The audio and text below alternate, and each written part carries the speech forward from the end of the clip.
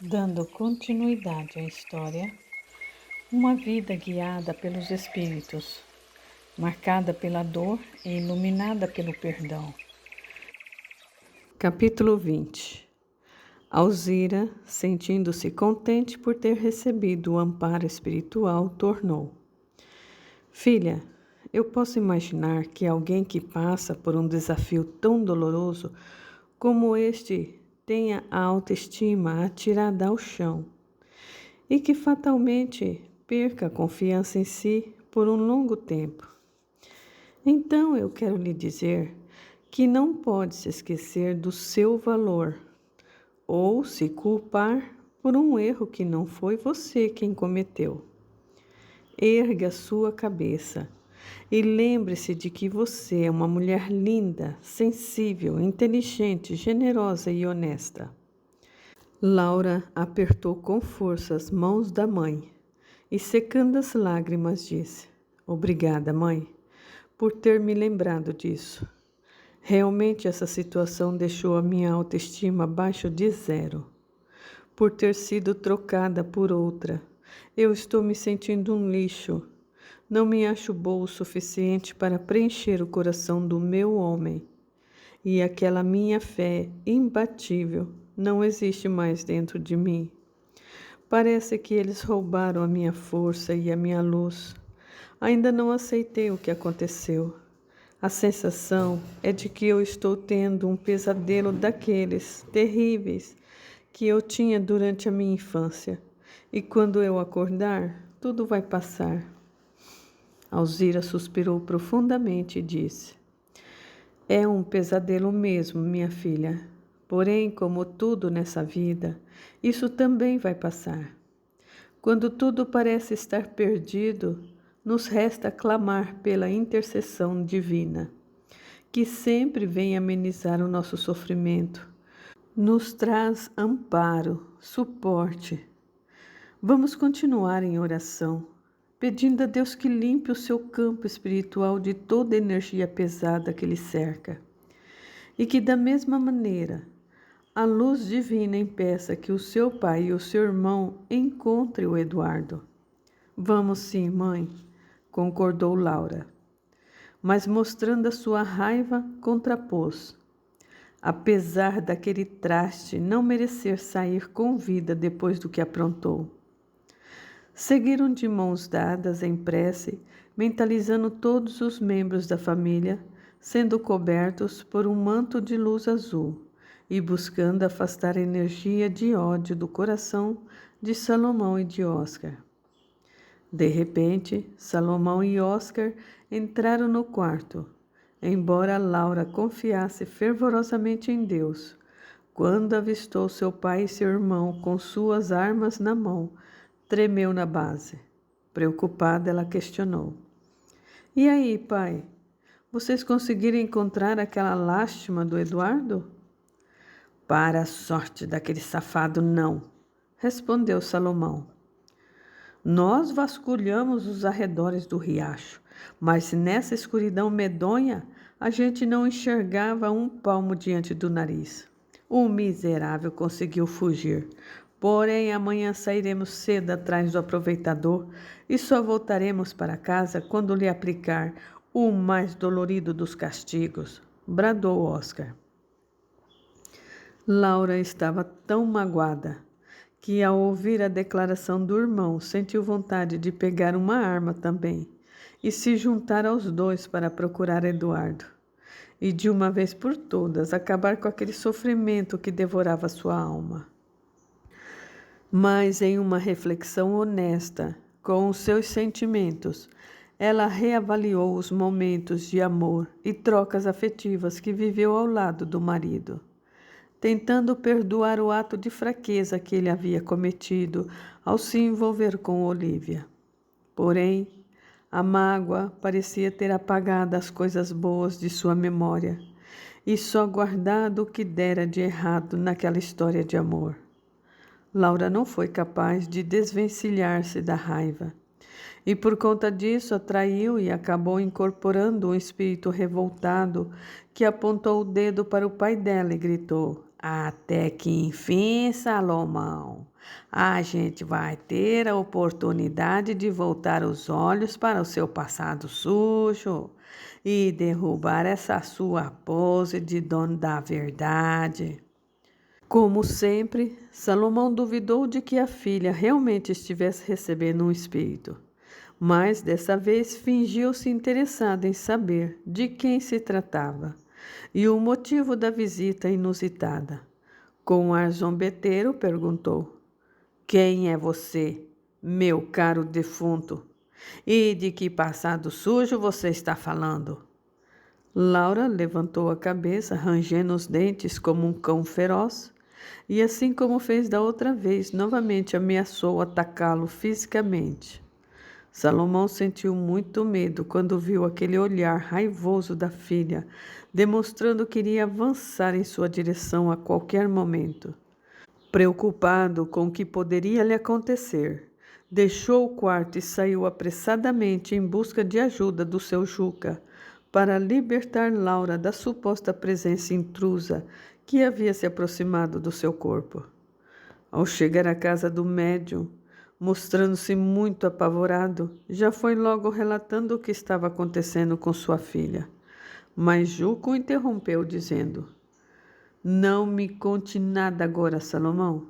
Vamos para lá imediatamente e no caminho a gente conversa. Tudo bem, seu Juca, assentiu Salomão. Espere só um minutinho que eu vou pegar a minha valise com os elementos de trabalho que eu uso nesses casos. Eu espero sim, concordou Salomão, inquieto. O médium foi até os seus aposentos, pegou a sua inseparável pasta, voltou à sala onde Salomão o esperava ansiosamente, e os dois seguiram para a casa de Laura. Chegaram ao local e Juca pediu aos familiares de Laura que se unissem a ele em uma oração. Em seguida, o médium se aproximou da nora e se dirigiu ao espírito, buscando identificá-lo e descobrir o motivo da sua manifestação. Caro irmão, o meu nome é Juca Moraes. Queira por bondade se apresentar. E para que eu possa ajudá-lo, diga o que deseja comunicar a essa família. Laura levantou a cabeça, chorando e falando com uma voz masculinizada. Apontou o dedo para o pai e aos berros disse: Eu quero avisar ao Salomão que ele deve aceitar logo esse neto que ele está recebendo como presente, sem reclamar da sorte. Porque isso que o genro dele fez com a cunhadinha assanhada foi o mesmo que ele aprontou com a Lindalva, a prima dele, que era casada e que traiu o marido com essa praga. Resultado, ela engravidou do Salomão e matou o marido envenenado. Angustiado com a revelação do seu passado, Salomão perguntou: E quem é você? Chorando desesperadamente, o espírito respondeu: Depois de tudo o que falei, você ainda pergunta quem sou eu? Ficou uma pausa na conversa. Você é o Durval, o marido da Lindalva? Perguntou Salomão. E quem mais poderia ser? Indagou o espírito. Salomão ficou sem saber o que dizer após a revelação que a suposta entidade fizera sobre o seu secreto passado. O espírito prosseguiu: Eu sou o único homem que verdadeiramente amou a Lindalva. Contudo, aquela ingrata, quando descobriu que estava grávida de você, me matou, acreditando que se livrando de mim seria feliz ao seu lado. Salomão, muito envergonhado por ter sido desmascarado, baixou o tom de voz, admitindo que tinha mesmo culpa no cartório, justificou-se. Durval, eu assumo que tive um caso com a Lindalva, mas eu não participei do maldito plano que resultou na sua morte. Aliás, no momento em que ela me revelou que havia provocado a sua morte para poder ficar comigo, eu fiquei tão decepcionado com a maldade da Lindalva que imediatamente coloquei fim em nossa relação. Você não precisa se justificar, cortou o espírito.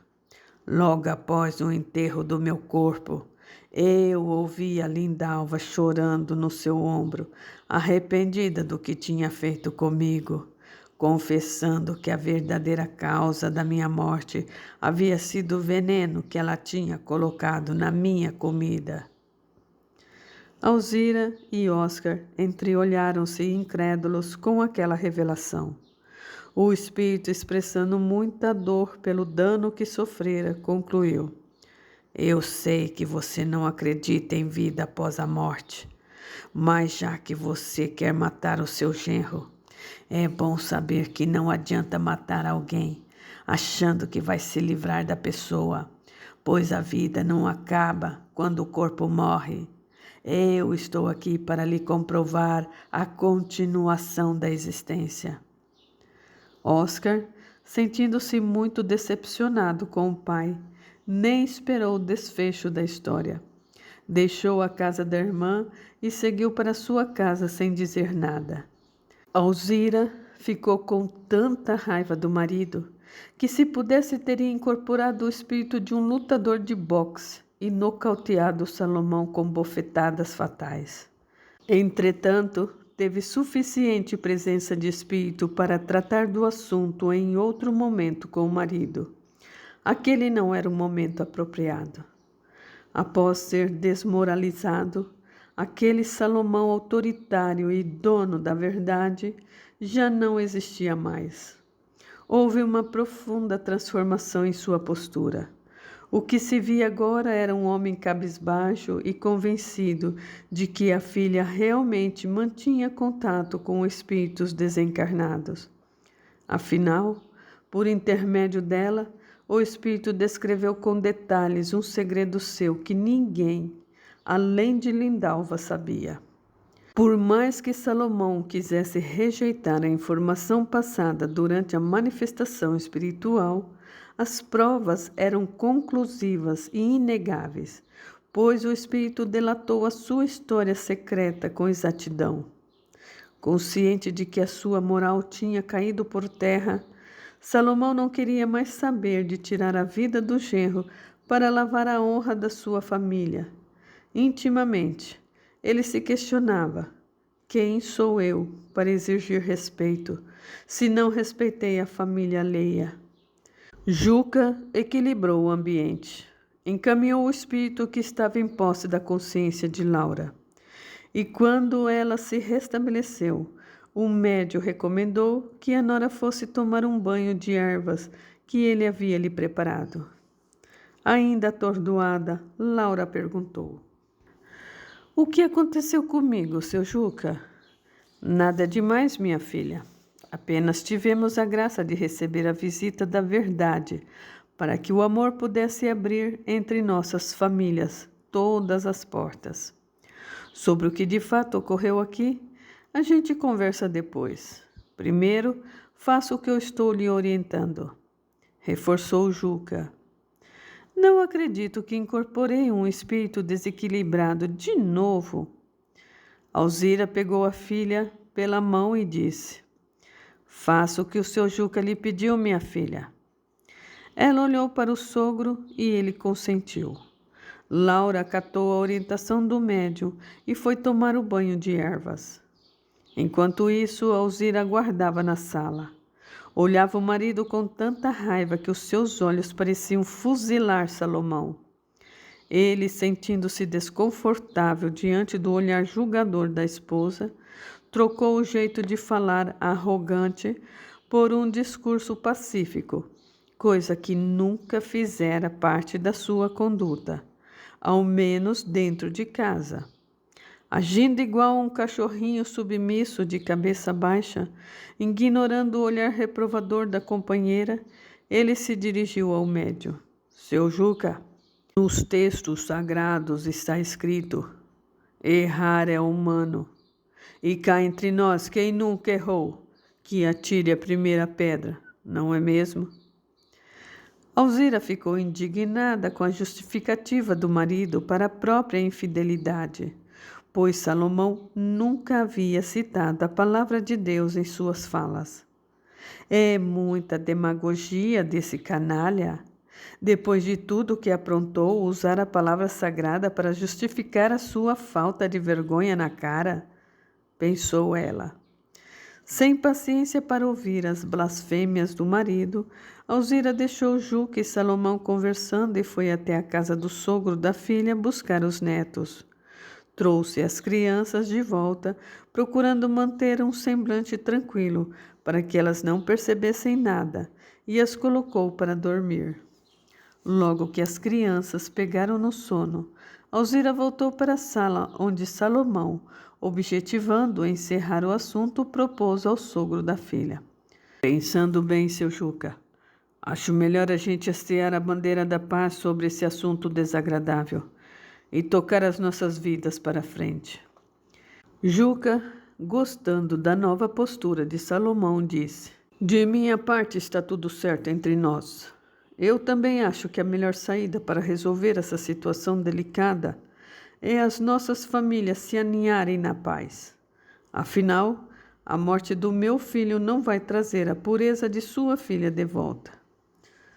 Salomão, humilde como nunca fora, fez cara de pessoa regenerada e disse: Eu reconheço que não tenho sido muito amável com a sua família, mas a partir de hoje serei um novo homem e viveremos em harmonia. Juca, satisfeito com a proposta e com a promessa, devolveu: Então, Salomão, já que você escolhe ter um diálogo maduro, assim que o meu filho aparecer, eu vou dizer a ele que você, em nome do bem de todos nós, deseja conversar sem remorso sobre a gravidez da Olívia. Vou aguardar o retorno do Eduardo para conversarmos de homem para homem em nome da paz. Devolveu Salomão, despedindo-se de Juca. Alzira, por sua vez, só esperou Laura voltar do banho. Assim que a filha chegou à sala, Alzira foi embora para que ela pudesse conversar com o sogro. Juca contou para Nora minuciosamente a história que o espírito havia revelado. E enquanto ouvia os relatos, Laura sentia-se triplamente traída pelos membros de sua família. Inconsolável, levantou-se e, em um ato de desespero, colocou as mãos na cabeça como se não fosse suportar a pressão e pediu: Pelo amor de Deus, seu Juca, me belisque e diga que eu estou sonhando. Isso não pode ser verdade. Que história mais estranha é essa? Calma, Laura, muita calma, minha filha. Sente-se um pouco.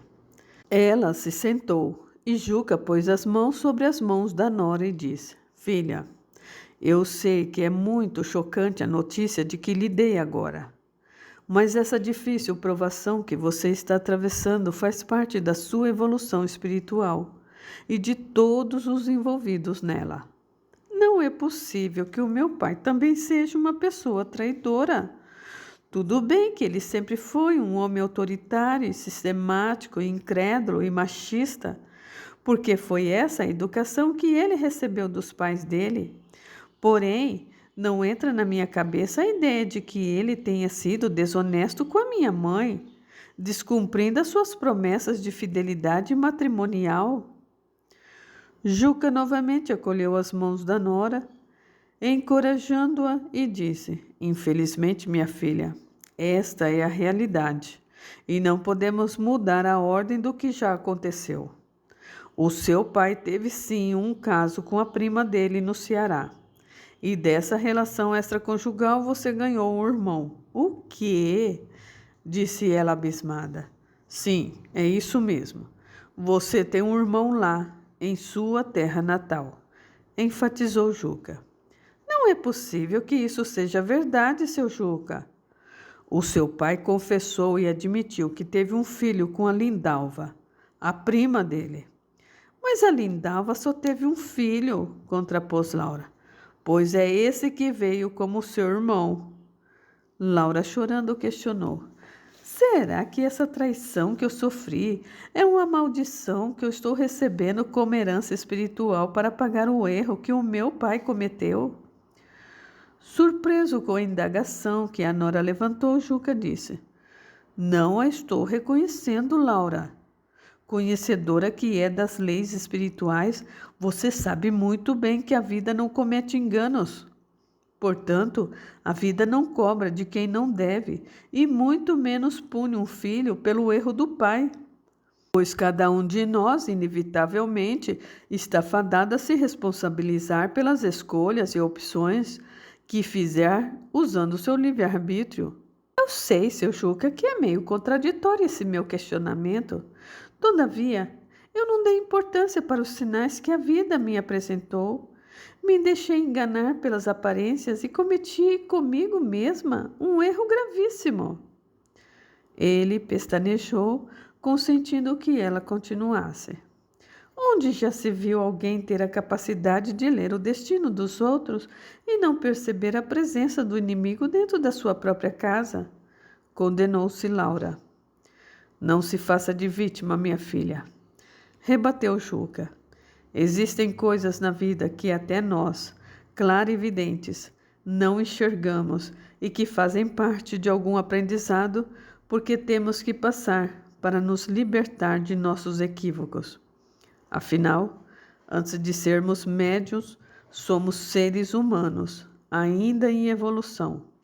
E não é porque atuamos como orientadores espirituais que a nossa posição de líder vai nos isentar de novos aprendizados.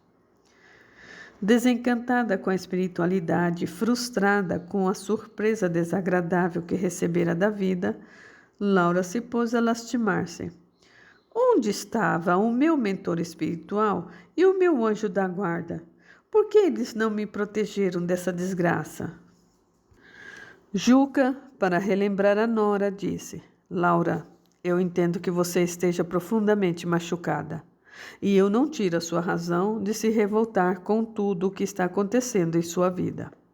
Você sabe muito bem que os amigos espirituais não podem interferir nas escolhas de ninguém e nem têm autoridade para evitar que alguém passe por algumas lições dolorosas como essa que você está vivenciando. Laura rebateu: Se os benfeitores astrais não podem interceder por nós, quando mais precisamos de ajuda, então não faz o menor sentido a existência deles. Juca acrescentou: Quando a gente está passando por uma dor, esquece que por trás de tudo o que nos acontece estão as leis do universo, atuando nas entrelinhas das situações para nos levar ao crescimento e ao amadurecimento de nosso espírito. Indignada, Laura rebateu: Eu fui vítima da minha própria família. Eu fui traída pelo meu marido com a minha irmã dentro da minha própria casa. E agora o senhor vem querendo me fazer ver o sofrimento como algo construtivo. Ele ficou em silêncio e Laura prosseguiu: É muito duro lidar com tudo isso de uma só vez. Eu sou humana. Juca sentiu que não era o momento certo para conversar com a nora sobre o aprendizado que aquela dolorida passagem lhe trazia como lição. Evitando causar resistência na compreensão do fato, ele disse: Tudo bem, minha filha. Eu entendo a sua dor. Não vamos discutir acerca disso antes da hora, porque a partir de agora o que está em jogo é a sua família. Portanto, eu quero lhe dar um conselho. Acalme-se antes de tomar qualquer decisão. E lembre-se de que você e o Eduardo têm 2 filhos pequenos para criar. Você precisa ser forte para enfrentar o desafio de um recomeço com o seu marido. Na verdade, são 3 filhos, seu Juca. Eu descobri hoje que eu estou grávida. Mais um motivo para você pensar bem antes de agir. Aventou Juca. Já está decidido o nosso destino e eu não volto mais atrás. O meu casamento com o seu filho perdeu a validade e não tem recuperação. Eu só posso esperar aquele desgraçado aparecer na minha frente para esfregar na cara dele essa aliança que representa o juramento falso que ele me fez. Juca, falando agora com mais ênfase, afirmou: talvez seja mais cômodo fugir das horas difíceis e sair culpando os outros quando o resultado que obtivemos é aparentemente o fracasso. Laura interrompeu o sogro e defendeu-se, dizendo: eu não estou fugindo de nada e nem culpando ninguém injustamente. A verdade é que a minha própria irmã está grávida do meu marido. Será que o senhor não entendeu a dimensão da coisa? O sogro apenas ficou ouvindo a nora para que ela colocasse para fora sua raiva. É natural que o senhor, na condição de pai, saia na defesa do seu filho, dizendo que ele é uma pessoa maravilhosa, mas quem levou o chifre fui eu. Portanto, só quem sentiu na pele a dor de uma traição como essa pode avaliar o quanto é humilhante o que eu estou passando.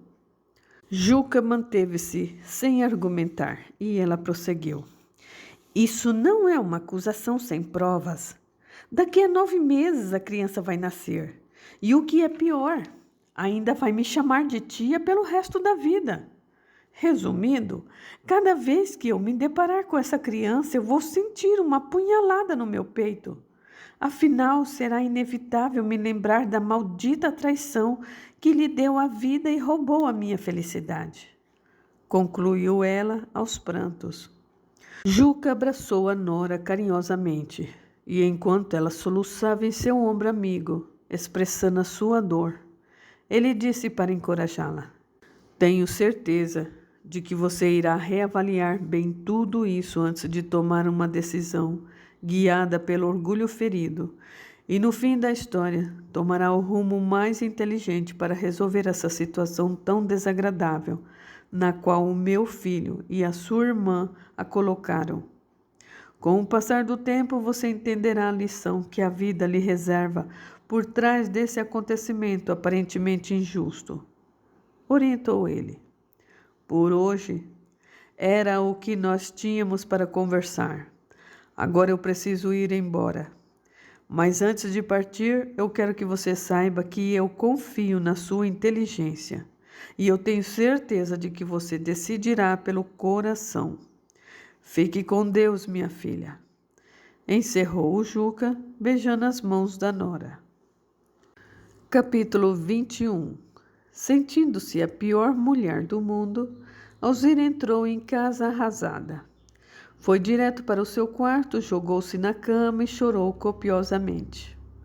Mesmo sem conseguir pensar direito, após colocar para fora tudo o que lhe oprimia o peito, ela levantou-se, ergueu a cabeça, secou o rosto e resolveu enfrentar a dor avassaladora que ainda lhe destroçava por dentro. Foi até a sala, onde encontrou Salomão sentado, cabisbaixo e pensativo. Ele deixou Alzira falar tudo o que precisava. E quando ela deu uma pausa em seu desabafo, plantou-se de joelhos aos pés da esposa e implorou: Alzira, pelo amor de Deus, coloque uma pedra sobre esse assunto. Essa história faz parte do passado e se você me der uma chance, eu juro que com a consciência que eu tenho agora, eu jamais farei isso com você novamente.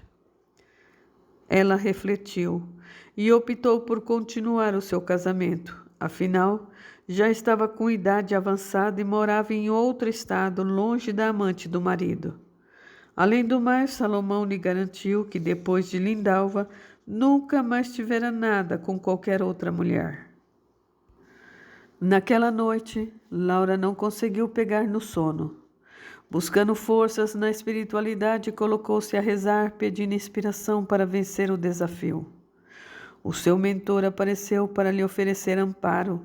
Quando ela viu o amigo espiritual, questionou-o, dando início a uma longa conversa entre os dois. Será que essa traição que eu sofri é uma dívida de outra vida que eu estou pagando para cumprir um karma que eu criei para a vida atual? O mentor não respondeu de imediato e Laura, inconformada, emendou. Eu gostaria muito de ter uma justificativa que me convencesse da razão pela qual uma pessoa honesta e fiel como eu, que dedica a sua vida como serva da luz, só fazendo bem para o seu semelhante, tem que enfrentar esse tipo de sofrimento. Com gestos mansos, porém com a voz firme, o guia respondeu: pelo grau de compreensão que você já alcançou, sinceramente eu esperava que esse tipo de dúvida não fizesse mais parte da sua vida. Mas, considerando a sua dor, eu entendo você e vou responder à sua indagação. Se reencarnássemos apenas para pagar inadimplências da vida passada, as leis cósmicas que regem o universo estariam andando para trás. Por quê? Porque quando reencarnamos, chegamos à Terra sem consciência das supostas dívidas que fizemos durante a vida anterior. Portanto, não faz sentido a justiça divina nos cobrar pelos erros que nem sequer lembramos que um dia cometemos. Deus não é um comerciante que tem cadastrado em ordem alfabética os nomes dos espíritos devedores que vão reencarnar. Muito menos é um ser rancoroso que fica lá no departamento de cobranças do plano espiritual, decidindo quem vai nascer com alguma dificuldade, sarcasticamente dizendo entre dentes: agora essa pessoa vai nascer em uma condição de vida desgraçada para pagar tudo o que ela deve da vida anterior. Laura sorriu e ele prosseguiu. Ao contrário disso, minha filha, por ser uma fonte infinita de bondade, Deus nos concedeu o livre-arbítrio. Desta maneira, Ele nos garantiu o direito de decidirmos sobre o nosso próprio destino.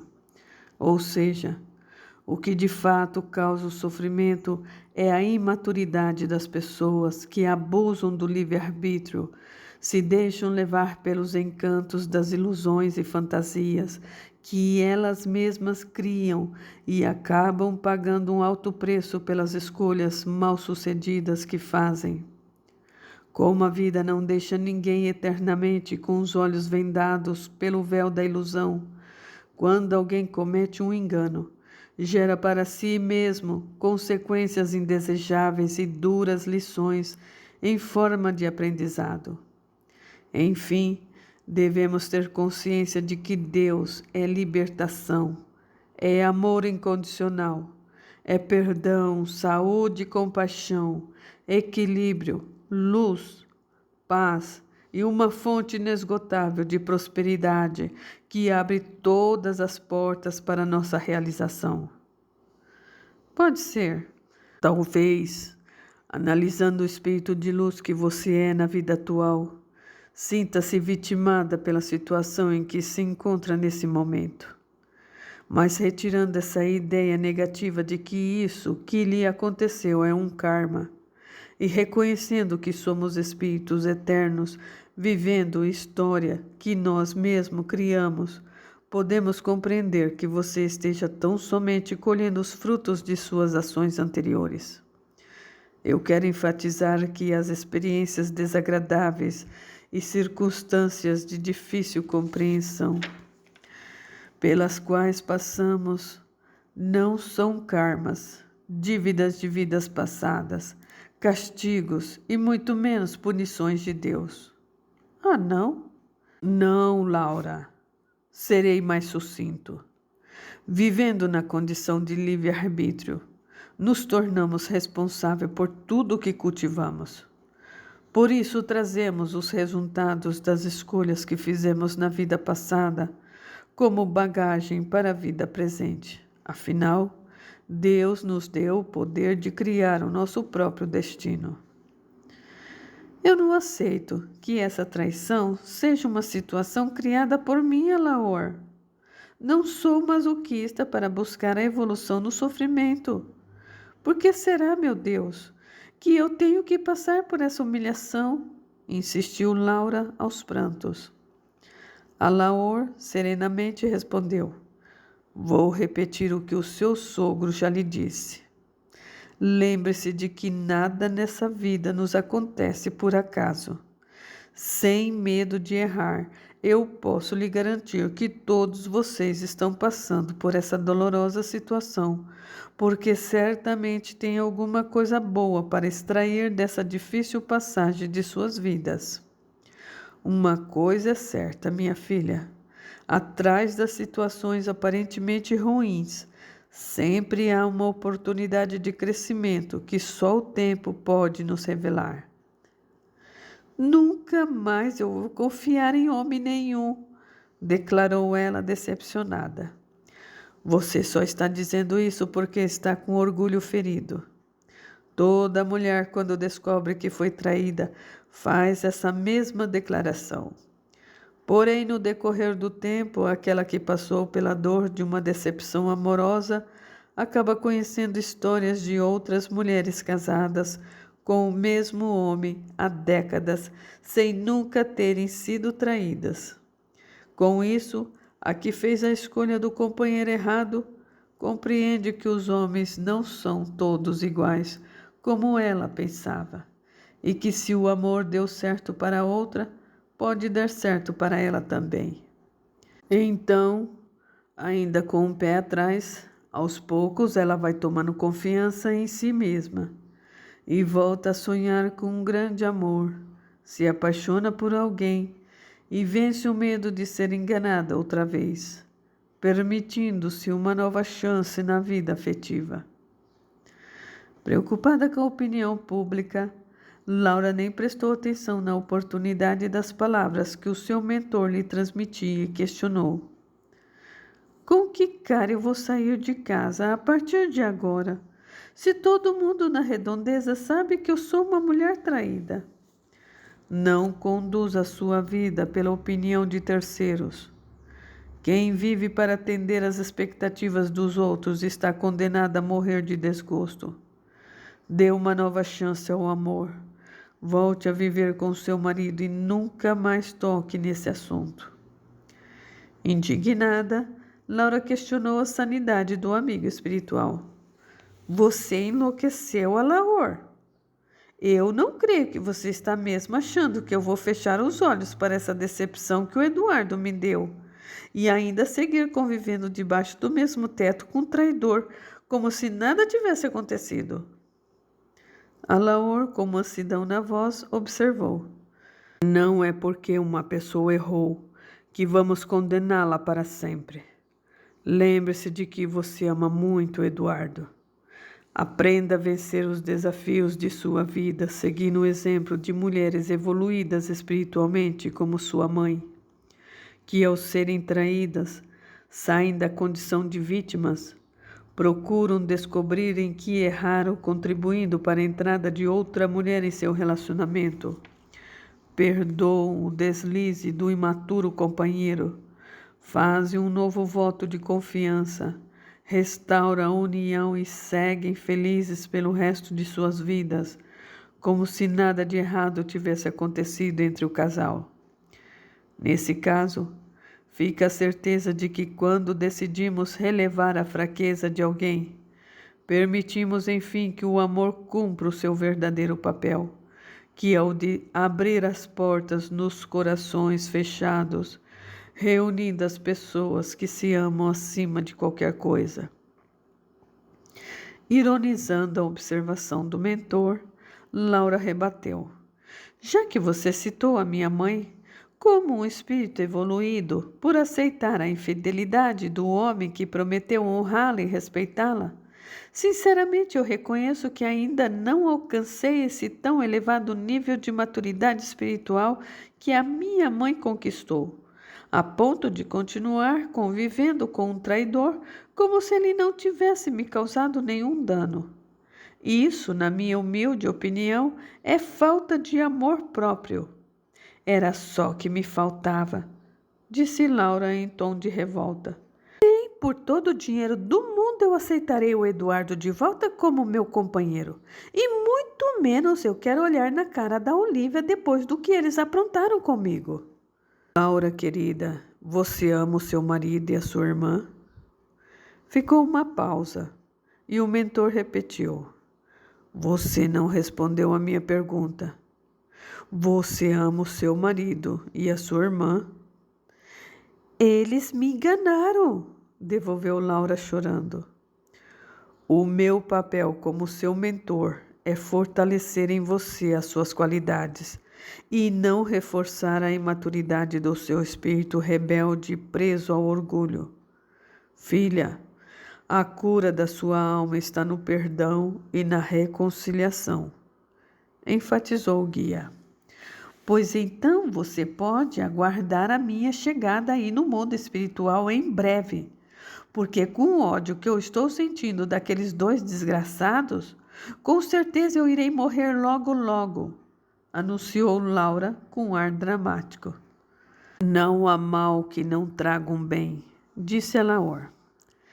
Depois que eu descobri que eu sou uma mulher incapaz de preencher o coração de um homem, nada mais na minha vida faz sentido, avaliou ela, deprimida.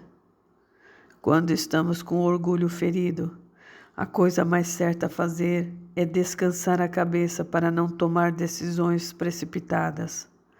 O sentimento de ódio só vai trazer mais resultados negativos, disse Alaor. Laura refletiu e reconheceu que o mentor estava coberto de razão, pois nas condições em que estava ela não tinha clareza para decidir nada, mas também não cogitava a possibilidade de reatar os laços afetivos com o marido e com a irmã, que perderam definitivamente a sua confiança. Ainda dominada pela dor da traição, ela tentou se colocar acima da irmã, dizendo: eu sou uma mulher linda, digna, honesta e me casei pura. E nunca tive curiosidade de conhecer outro homem, porque eu acredito que a fidelidade é a mais genuína prova de amor que podemos dar a quem escolhemos como parceiro. A minha irmã, ao contrário, é uma imprestável. Alaor expôs a sua opinião mais diretamente. As pessoas que encontraram a verdadeira felicidade são aquelas que entenderam que as experiências que tiveram na vida, boas ou desagradáveis, foram apenas oportunidades criadas para desenvolver o seu amadurecimento espiritual. Mas quem sabe esse acontecimento sirva para trazer de volta a humildade que você perdeu, deixando-se levar pelo endeusamento e pela fama de curandeira. Certamente, essa situação vai lhe mostrar que você não é superior a ninguém. Com isso, irá se conscientizar de que até mesmo os médiuns que receberam da graça divina a bênção de ter outros sentidos bem desenvolvidos, ainda têm as suas limitações. E estão sujeitos, sim, às surpresas desagradáveis durante a sua caminhada pela vida terrena, afirmou Alaor. Com um puxão de orelha, Laura reconheceu que vinha mesmo se deslumbrando com a fama de curandeira que o seu nome havia conquistado. Ficou em silêncio e Alaor aconselhou: procure a sua irmã e converse com ela para tirar a mágoa do seu coração. E se tiver que chorar a sua dor diante dela, só para despejar sua indignação, faça isso antes que a mancha escura do rancor se torne uma grave doença, que poderá lhe furtar a possibilidade de ainda ser feliz ao lado do seu marido. Chorando, Laura rebateu o argumento do mentor. Jamais aquela traidora vai ter a satisfação de se divertir às minhas custas, vendo uma lágrima caindo dos meus olhos.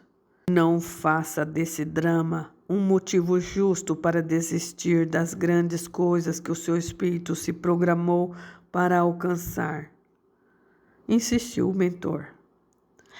Estas foram as últimas palavras de Alaor antes de partir. Refletindo sobre os conselhos e orientações do mentor, Laura se perguntava: que grandes coisas são essas que eu ainda tenho para alcançar? Exausta, ela adormeceu. Capítulo 22. Amanheceu. Quando Laura foi servir o café da manhã para os filhos, se deu conta de que precisava inventar uma desculpa para justificar a eles o sumiço do marido, até tomar uma decisão de como tocaria sua vida dali para frente. Açucena, ao ver a cara tristonha de Laura, perguntou: Mamãe, cadê o meu papaizinho?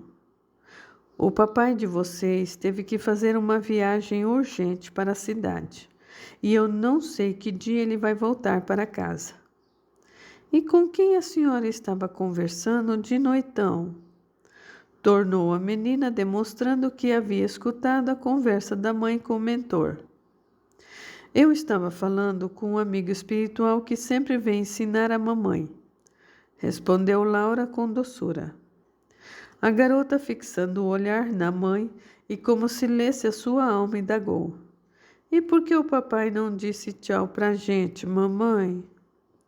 Laura, incomodada, retrucou: Tome o seu café, minha filha, e vá brincar. As crianças serviram-se à vontade e depois foram brincar no quintal, como faziam todos os dias, enquanto a mãe se ocupava de colocar a casa em ordem.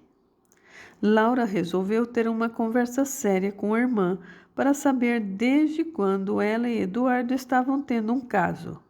Foi até a casa dos pais e Alzira intermediou o encontro das duas irmãs. Laura sentiu o sangue ferver quando se viu frente a frente com Olívia e, procurando forças para não atacá-la fisicamente, disse: Olívia, como é que você teve a frieza no coração para agir igual a uma serpente traiçoeira, me causando um sofrimento desses? Envergonhada e arrependida do seu erro, Olívia nada respondeu.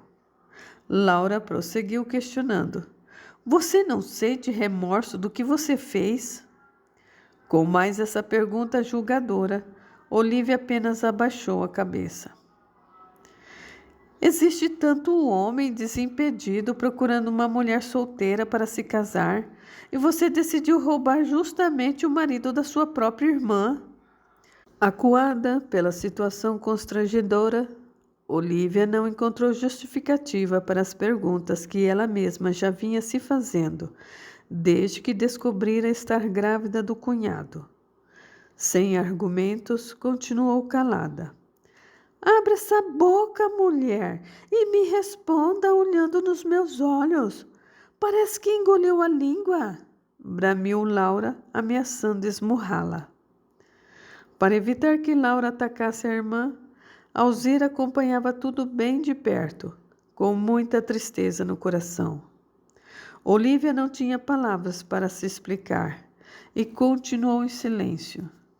Desde quando vocês estavam se encontrando? E quando foi a primeira vez que vocês me traíram? Insistiu Laura. Nós só estivemos juntos uma vez, balbuciou Olívia, remoendo o silêncio. E quando foi que isso aconteceu? Naquele dia que você foi atender o caso da moça lá na cidade e me deixou cuidando da sua casa. As palavras de Olívia, revelando os detalhes da traição, acertaram o coração de Laura como uma espada afiada cortando por dentro o seu ser. Eu não acredito que você teve a frieza de se deitar com o meu marido dentro da minha própria casa. Eu fui culpada de tudo, assumiu Olívia. Como você foi culpada de tudo, Olívia? Você colocou uma arma na cara do Eduardo e o obrigou a ir para a cama com você contra a vontade dele? Perguntou Laura aos berros e gesticulando com as mãos na direção do rosto da irmã, como se fosse agredi-la. Alzira pôs-se em forma de escudo entre as duas e disse: Calma, Laura. Você está muito nervosa, minha filha. Eu sei que essa conversa é necessária, mas é bom lembrar que vocês estão grávidas e nessas condições não podem passar por emoções fortes. Foi assim que Olívia soube que a irmã também estava esperando um filho. Pelo amor de Deus, mãe, Deixe eu pôr para fora tudo o que está entalado na minha garganta, senão a minha cabeça vai estourar, gritou Laura. Alzira foi para a cozinha pegar um copo de água para a filha traída. Enquanto isso, as duas continuaram o acerto de contas. Eu sei que você nunca vai me perdoar pelo estrago que eu causei em sua vida, disse Olívia, inibida diante da irmã. Não vou perdoá-la mesmo. Isso que vocês fizeram não tem perdão, bradou Laura. Colocando-se de maneira submissa e de cabeça baixa, por não ter coragem de olhar firme nos olhos da irmã, Olívia sentia que a qualquer instante Laura poderia perder o controle e enchê-la de bofetadas. Os olhos rancorosos de Laura denunciavam o quanto ela estava revoltada e dominada pela força do ódio. Alzira retornou trazendo um copo de água e disse: Tome um pouco de água, Laura, para você se acalmar. Eu não quero água. Laura, eu estou mandando você tomar água, exigiu Alzira com autoridade de mãe. Reconsiderando o pedido enfático da mãe, Laura acatou a determinação. Depois dessa pausa na conversa, sentindo-se mais calma, ela voltou ao assunto. Desde quando você sente desejo pelo meu marido, Olívia? Desde quando eu era adolescente, respondeu Olívia chorando. Olhe para mim e diga a verdade, exigiu Laura com firmeza. O Eduardo alguma vez lhe prometeu que me deixaria para ficar com você? Não, porque ele só tinha olhos para você, respondeu Olívia com tristeza na voz e magoada por não ter sido a escolhida para se casar com o cunhado. Laura irritou-se de tal maneira que, mordendo os lábios de raiva, parecia que a qualquer instante iria perder o controle e bater na irmã grávida. Como você conseguiu seduzir o meu marido, ordinária? Novamente, Alzira intercedeu, dizendo: Calma, Laura. Você tem o direito de exigir uma explicação de sua irmã. E eu não vou colocar panos quentes em defesa dela, porque eu sei da gravidade do erro que ela cometeu. Mas também eu não posso permitir que você baixe o nível da conversa ofendendo a Olívia, só porque você está com a razão. Para Laura, era irritante a cara fingida de Olívia, com um ar de prazer, fazendo-se de coitada para não apanhar dela, enquanto relatava a traição. Mas obediente à autoridade da mãe, prosseguiu. Como você conseguiu fazer o Eduardo se interessar por você? Se acabou de me dizer que ele só tinha olhos para mim. Acho que o Eduardo não resistiu a mim, provocou Olívia, fazendo voz de menina sedutora e deixando Laura a ponto de explodir de ira. Aos prantos, Alzira interveio. Esse é o pior desgosto que uma filha pode dar a uma mãe que ficou incontáveis noites sem dormir, preocupada com seu bem-estar. Deixe a piranha falar, mãe, pediu Laura, insatisfeita com a explicação. Alzira foi até a janela e ficou ouvindo a confissão da filha traidora de costas. Olívia continuou. Eu sempre fui apaixonada pelo Eduardo. E esse desejo foi se tornando incontrolável dentro de mim. Quando você me contava que ele era um sonho de homem, quando vocês iam para a cama. Com essa revelação, Laura teve certeza da sua parcela de culpa na traição. Reconheceu que havia mesmo contado segredos de sua intimidade para a irmã, aguçando em Olívia um desejo que já existia. Seduzida pela fantasia das histórias que ouvia, a jovem resolveu conferir se o cunhado era mesmo tudo aquilo que a irmã propagandeava. Agora que o meu casamento com Eduardo foi destruído, você teria coragem de assumir o meu lugar como esposa dele? Olívia ficou em silêncio por alguns instantes e respondeu: Ele não me ama. e me disse que a mulher da vida dele é você. Isso foi o bastante para que Laura pudesse aliviar a dor insuportável que corroía o seu coração. Por isso deu por encerrado aquele encontro com a verdade. Despediu-se da mãe e voltou para sua casa. Assim que Laura saiu, Alzira olhou para Olívia com desprezo e disse: Minha filha, eu fico impressionada com a sua falta de vergonha na cara. Você foi muito fria em tudo o que disse. Olívia, sem remorso, desabafou. Saiba de uma coisa, minha mãe. Eu estou me sentindo leve como uma pena por ter arrancado da minha alma o peso dessa culpa. A Laura veio aqui me procurar porque desejava ouvir a verdade, e foi exatamente isso que eu lhe disse. Diante do comentário irônico de Olívia, Alzira ficou com os nervos à flor da pele, e para não bater na filha grávida, saiu de perto dela e foi para a sala.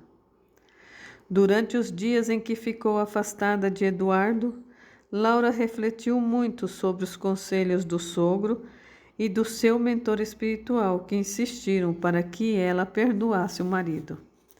Pensou muito também sobre o que ouviu de Olívia a respeito do amor que Eduardo sentia por ela e sobre a traição ter sido apenas uma aventura. Assim, ela ponderou perdas e ganhos que a separação estava lhe proporcionando. E com o coração amolecido de tanto ouvir os filhos perguntando pelo pai, resolveu procurar o sogro para informá-lo de que tinha decidido perdoar Eduardo e recomeçar a vida ao seu lado.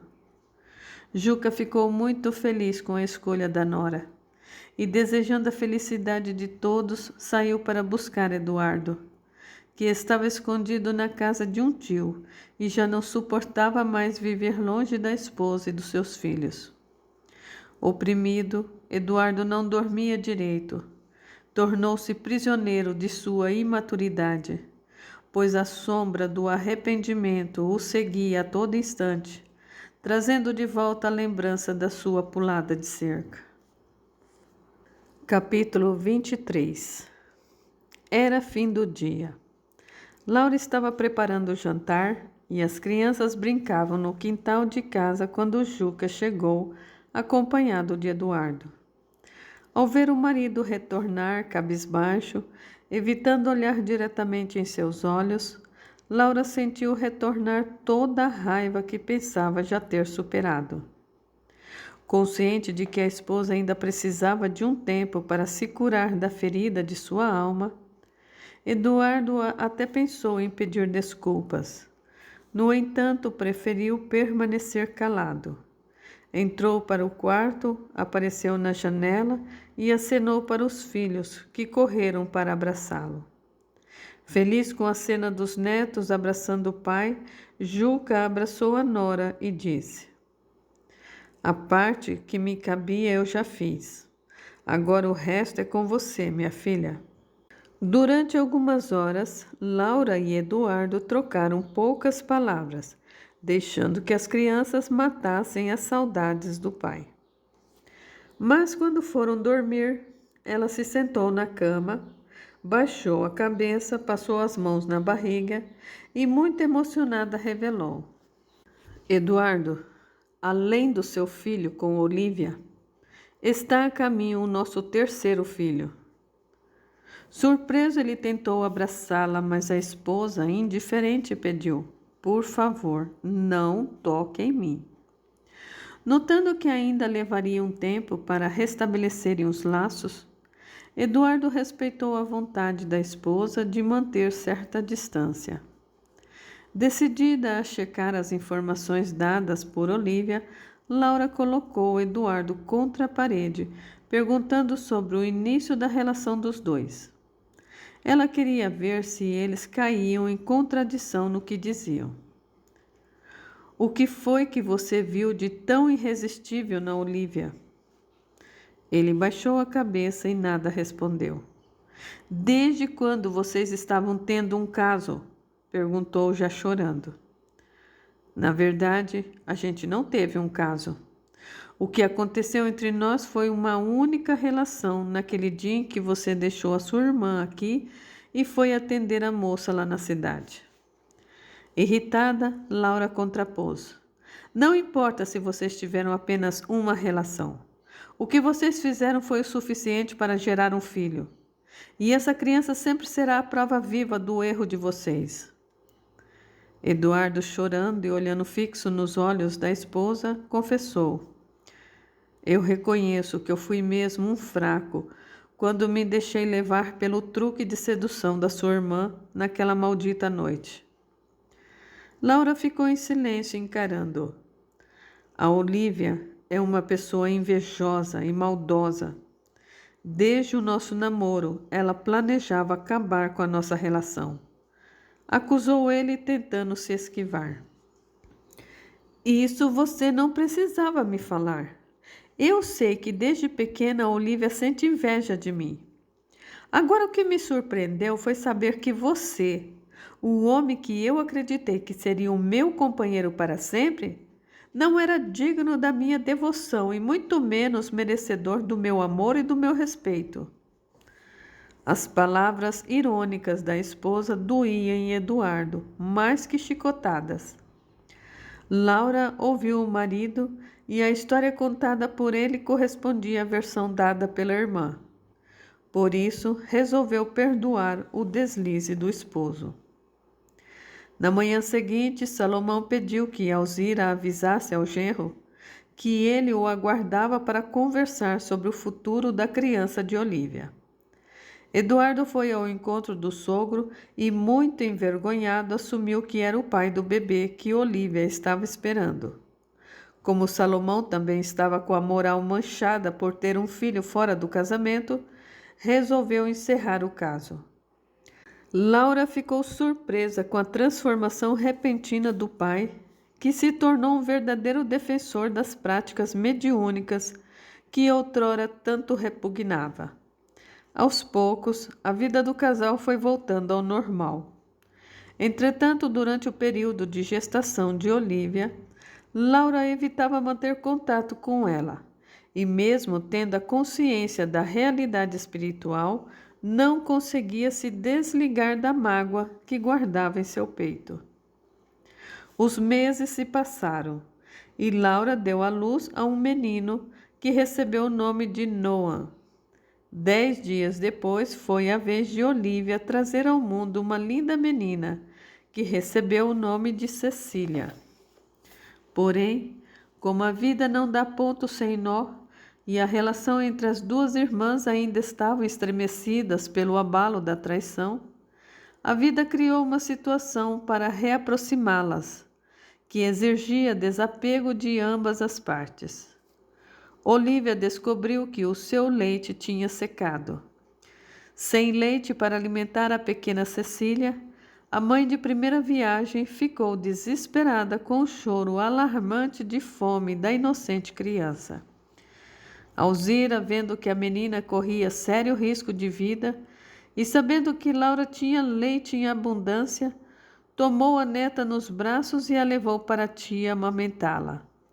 Chegou à casa de Laura com a criança chorando e disse: Filha, eu sei que você ainda está muito magoada com a sua irmã, mas eu só estou aqui porque é um caso de vida ou morte. O que está acontecendo com a menina, mãe? Perguntou Laura. O leite da Olívia secou e não temos outra saída. Ou você amamenta essa inocente criança, ou ela vai morrer de fome. Explicou Alzira, colocando até um pouco de drama na voz para convencer a filha a salvar a sobrinha. Quando Laura viu aquela triste cena da criança chorando de fome, sentiu desabrochar de sua alma o instinto materno. E já sem o rancor que nutria pela mãe da criança, tomou a pequena Cecília nos braços, em um gesto repleto de ternura, levou um dos seios à boquinha da faminta bebê, que rapidamente, ao sentir o calor do afeto, calou-se sugando o leite. Cecília estava tão faminta que tentou agarrar o peito da tia com as duas mãozinhas, Enquanto matava a fome, olhava nos olhos de Laura com satisfação, como se demonstrasse gratidão pelo alimento que estava recebendo.